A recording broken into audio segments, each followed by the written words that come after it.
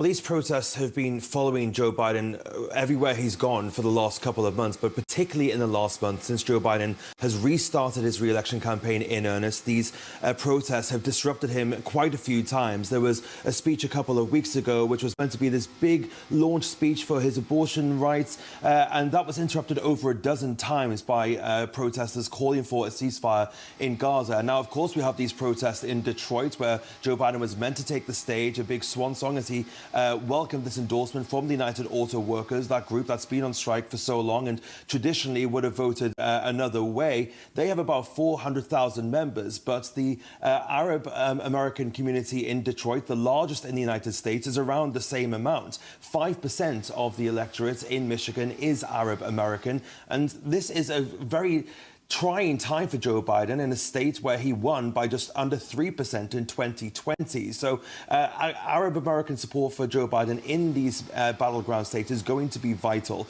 We know that the support for him has plummeted from almost 60% down to just 17%. And that was a poll that was taken in October. And of course, the situation in Gaza has gotten drastically worse since then as well. So, however, a Biden campaign official says that an endorsement from the United Auto Workers will mean more in November in Michigan than the anger of Muslim voters in the state. So they're maybe hoping that it will temper down by then, but there is a big push at the moment to abandon Biden. That's the name of the campaign, which is taking the state by storm. And there are other chapters across the US as well, 92 of them, in fact. They are pushing their voters, the Arab American voters, to vote uncommitted in the primary, which is happening in just a couple of weeks, to basically show Joe Biden how much support he's lost rather than voting another way. And Fraser, a lot can happen, politically speaking, in a week, not to mention the 9 months before the election. What has Joe Biden's campaign been focusing on?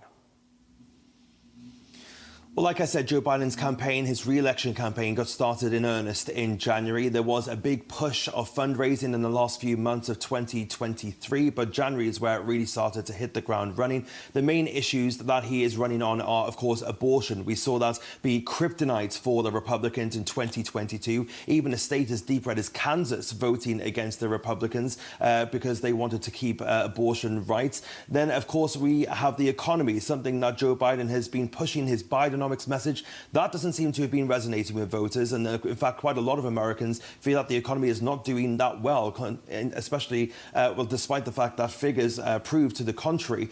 We also have international affairs, of course, the war in Ukraine still ongoing, and now the war between Israel and Hamas, but international affairs don't really poll that well with the American public. And then, of course, there is the border, the lightning rod issue, which is everybody has an opinion on here in the United States, and Joe Biden also running on a 2020 message that he used, the threat to democracy that is posed by Donald Trump. The Biden campaign is not really focusing on Nikki Haley, despite the fact she is still in the race for the GOP nomination. They're focusing mainly on Donald Trump, pushing a lot of online ads, a campaign we're seeing much more reactive this time round, and also something which is happening much more up to date. They're using Donald Trump's own words against him. There was a blunder a couple of weeks ago where he got Nikki Haley confused with Nancy Pelosi, and they're also including the words of Nikki Haley, who's also been criticizing Trump in those ads as well. And the main super PAC, the Political Action Committee backing Biden, has pledged $250 million in advertising that they're going to put in 7 battleground states